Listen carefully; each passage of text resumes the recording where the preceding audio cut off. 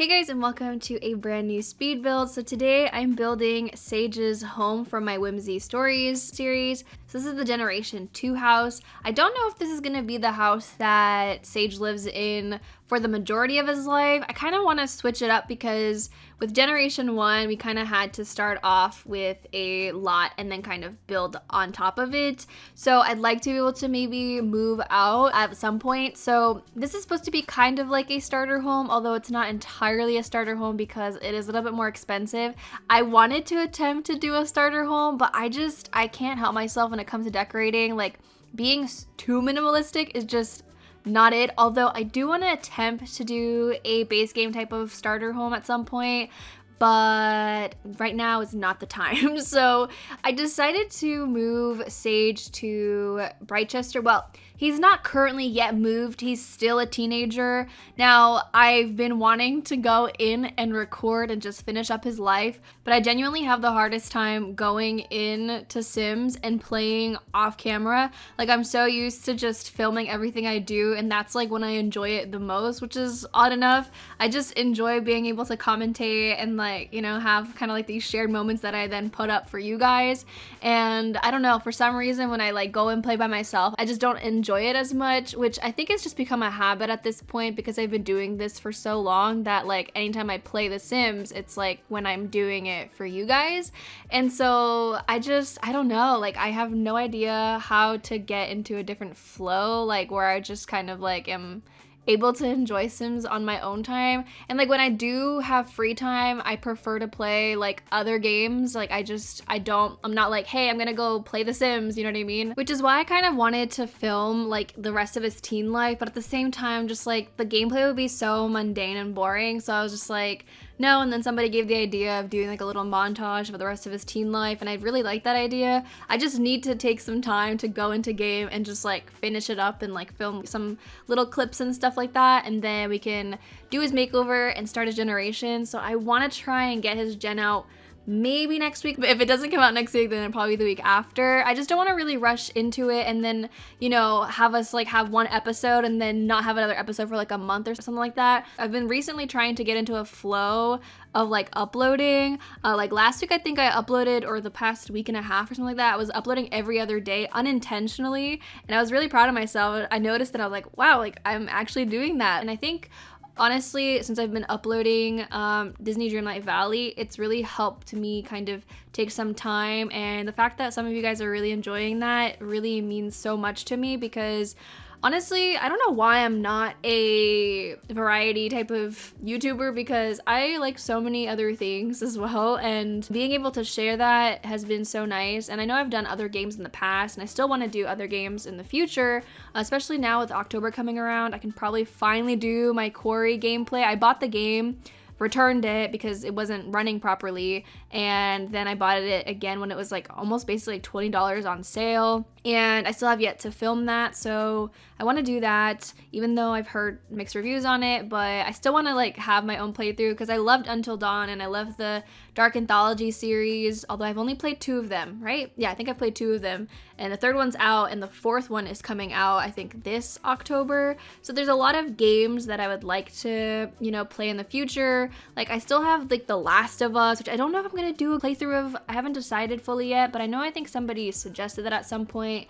And then I also have Beyond Two Souls, I think it is. I've played a bit of that like a long time ago when I had like PlayStation Now and I was able to play it, but I literally do not recall anything. So I would like to do that at some point as well. So I just kind of need to mix things up a little bit, and then maybe like my love for, you know, Sims 4 gameplay will kind of return. And it's not to say that when I go to record the gameplay, like that I'm not enjoying it, because when I do film it, when I'm like up for it, like I do enjoy it. And I mean, that's the last thing I want to do as well, is like force me playing a Let's Play series that I'm just not feeling at the moment. That's why I record when I feel like it. I think this year in particular has been really tough on me when it comes to filming Sims, especially gameplay. And I think it really has primarily to do with the packs that have come out this year and how broken they've been. I mean, My Wedding Stories was literally the main reasoning as to what kind of has hindered my want to play. And I know that like happened so long ago, but it really made me not want to play my literal favorite household. Like the Tsukino Legacy was literally my favorite, and I it just hasn't been the same since, because I waited so long so that we could, you know, have their wedding. And then after that, I just haven't gotten that love back. And it sucks, because I know how much you guys love that family or have loved that family, and I don't know what to do. And it sucks, because I'd love to go back to them and play them and or figure something else out. And I've been thinking about it actually recently, is like I could do some, you know, story changes or whatever. Like I have ideas in my head for them, but I just can't get myself to go and play them, and that's like the issue. And sometimes I feel like maybe I just need to step away from gameplay and kind of do something else for a little bit. But I enjoy having a family that I can go and play and like watch their lives evolve. And this year, like I said, has just been a lot harder to get into it. Like I feel like when I did the Human Enough challenge, I was really enjoying that, and then, you know, again, My Wedding Stories hit, and it's just like, I don't know, like I feel like I hit a wall, and that was it. And I've been just trying to pick myself back up ever since I hit that wall, and it's been a long time since then. So it's just like, girl, when are you getting up? Like I've been trying, I've been struggling a little bit, but maybe I'll get there again. And so that's why I wanted to build Sage's house, is because I was like, well, maybe if I get his house set up, then it'll be easier for me to just, you know, play those couple days or however many days he has left, and then like do his makeover, and we can get started on his generation and stuff. And the cool thing about these legacy challenges is that like each generation always feels like a new kind of let's play for me. And same thing with the Not So Berry, which I dearly miss that family. And I was trying to do gameplay with Onyx and Jalen off camera. I'm just so used to filming these families that when I'm doing it off camera, it feels wrong to me. Like I don't know why.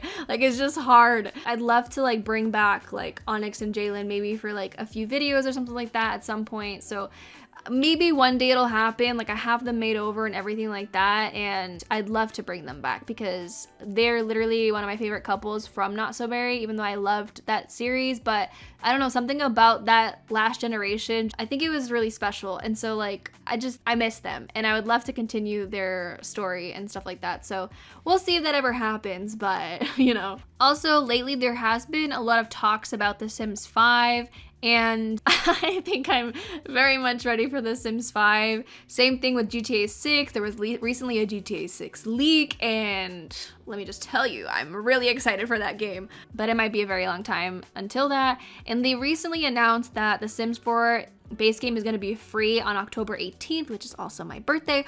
But it's kind of crazy that it's going to be free. And I was literally working on a video when that announcement happened, and I was just like, I can't be bothered making this video. So I literally spent an entire day working on the video, and then I just scrapped it, which has been happening a lot as well with me making videos. I'll work on it, and then I'll just was like, no, and then delete it. I feel like there's a catch, like they're gonna announce something during the stream that they're gonna be doing. Like I don't know what it is. I guess we'll see, because a lot of games that are free to play, like Fortnite and Valorant, like they use microtransactions in order to basically fund their game, especially people buying like cosmetics and stuff like that, so, or skins for weapons. So I don't think that Sims 4 is gonna go that route, only because for one, we already have so many DLCs, so it might just be free just because, you know, it's base game, and like base game already on sales like between like $4 and $7, I can't remember, so it's already pretty freaking cheap. And base price used to be like $60. I'm pretty sure that's what I paid for it when it came out. And bear in mind, when it was released as an unfinished game, so you were paying $60 for a game that literally was not finished. The worlds were gray, there was no toddlers, no pools, like there was a lot missing. And so I feel like people getting base game free now, they're getting a better base game than what people who bought it for $60 got. Which I find kind of funny, but you know, it is what it is. To be truthful, like I quit playing The Sims 4 like shortly after it came out because I was just not vibing with it. I think I started playing it again 2 years later or something like that. But anyways, enough about me rambling. Let me talk about the house a little bit. I did actually find a photo online that inspired me to build this type of a house. And I was like, it's kind of different than what I usually do. I was really trying to go for like semi-realism because I've seen people's Sims 4 build hills, and I'm just like, wow, this looks like a real house that you could see like on a street, and I love that, and it's something I really want to try and work on. And I think this is probably one of the closest houses that I've done that maybe could fit into that category. The roofing is a little off, but like, you know what? I've tried my best. Like, we already know roofing is, you know, not my thing, but you know, I would love to start building more. I always say this, and maybe I'll get there. I don't even know, was my last house build literally my house for high school years? I think it was. But another thing I really want to work on is taking my time when it comes to decorating. I feel like the floor plan in this house wasn't all too bad. Like, I think this house is perfect because there's still space on the right side, so if I need to expand, I can. But when it comes to decorating this house, I really tried to also like take my time decorating it and make it look a little bit more realistic. Now, do I think I succeeded? Maybe not, but I'm trying, so like it'll take some time. Also, while I was building, I noticed that there is a stack of books that came with high school years, which is just a recolor of a base game book stack, which I was like, wait, what? Like, I didn't even realize that, but that's just a little fun fact if you didn't know. But yeah, that's pretty much it for the house. I hope you guys enjoyed it. If you did, don't forget to give this video a thumbs up and subscribe if you haven't already, and I'll talk to you guys in a new video very soon. Bye guys.